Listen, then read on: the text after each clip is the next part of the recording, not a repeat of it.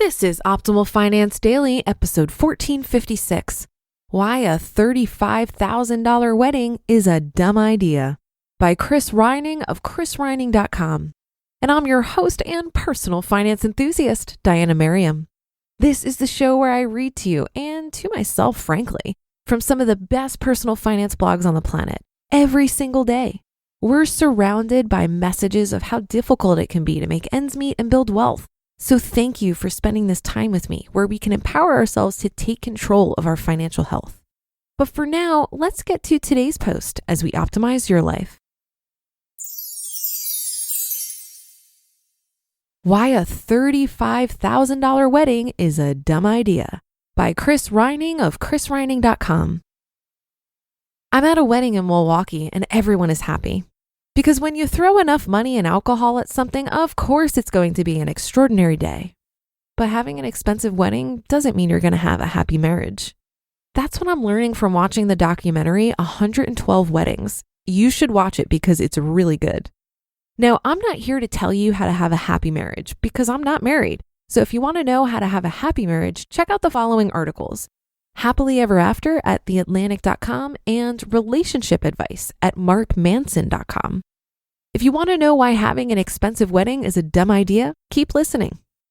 Okay, you probably know most couples are spending $35,000 on their wedding.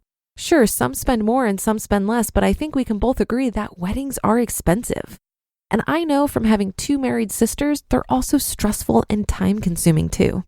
Here's where you tell me not every decision in life is some cost-benefit analysis and that having a wedding is certainly one of those times. The ceremony, the dress, the cake, it's tradition and it's how it's always been. But I'm going to tell you that's not true. Vicky Howard, a professor at University of Essex, says that in the 1850s, weddings were pretty informal. Usually they were at someone's house or a barn raising. And the dress? Most women wore a practical colored dress so they could reuse it. It wasn't until Queen Victoria wore a white dress that it became a status symbol. The same is true about the cake. White sugar was so expensive that by having a white cake, you were signaling you had money. This is when everyone started copying wealthy people's weddings, and the wedding industry was born. Yes, I'm spending a lot of time researching all this because it's fascinating. So, modern day weddings aren't tradition anymore. Instead, weddings are a $300 billion industry created by decades of sophisticated advertising and marketing campaigns, complete with china, silver, crystal, and that KitchenAid mixer you never use. You know the one. This is why when you're planning your wedding and complaining about the venue's $2 per guest cake cutting fee or their $10,000 food and drink minimum, you won't get very far. The venues, DJs, and photographers will simply say it's standard and knowingly charge you more. I don't really blame them. Okay, so what are your options? I think there are only two logical ones. 1, be realistic. If you have $35,000 in your bank account, then have a $35,000 wedding. I'm not going to judge you. The problem is that most people don't have $35,000 in their bank account. So they start out saying they want a small, simple wedding, and then little by little spend way more than they planned to end up with wedding debt like 36% of couples. This is according to an article on marketwatch.com about wedding debt. So here's what I want you to do if you're getting married or planning to someday. Sit down for 10 minutes and figure out where the money is going to come from.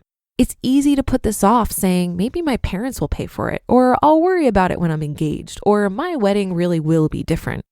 A wedding will probably be one of the biggest expenses of your life, which means you need to do the math, just like if you're buying a house. Because if you're not saving for it right now, you're not going to have the money for it later. Map out how much you need to save and then set up automation to start saving that amount.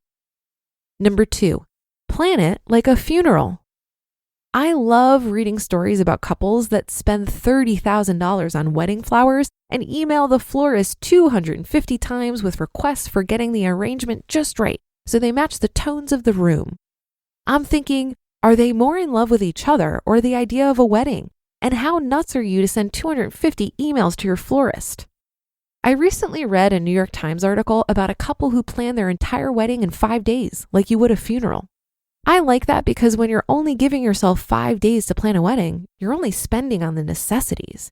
And when you're only spending on the necessities, you're not going to spend much.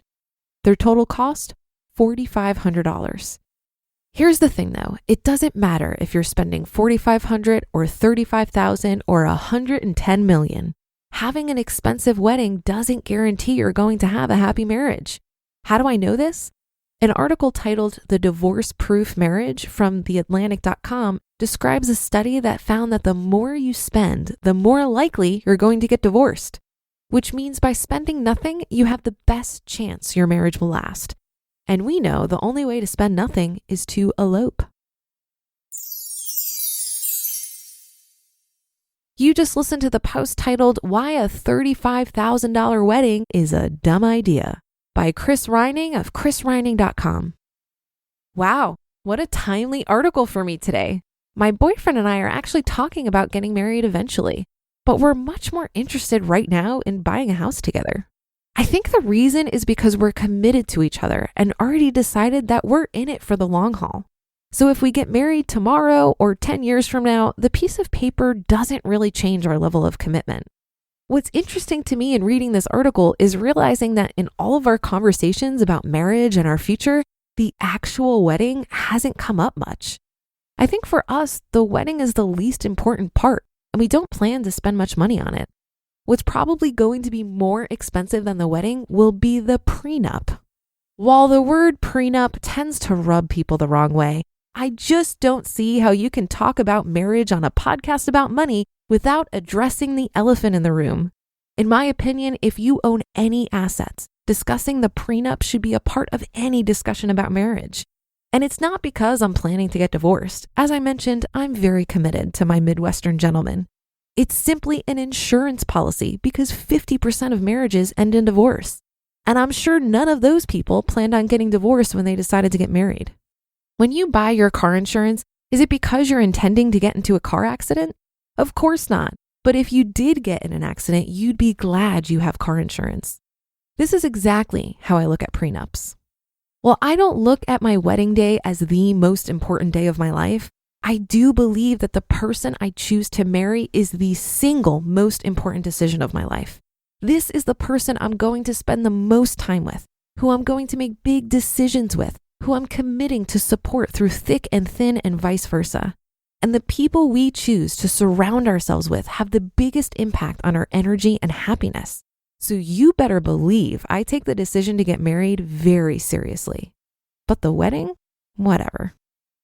And that'll do it for today. Have a great day and start to your weekend. Thank you for listening, and I'll be back here tomorrow where your optimal life awaits.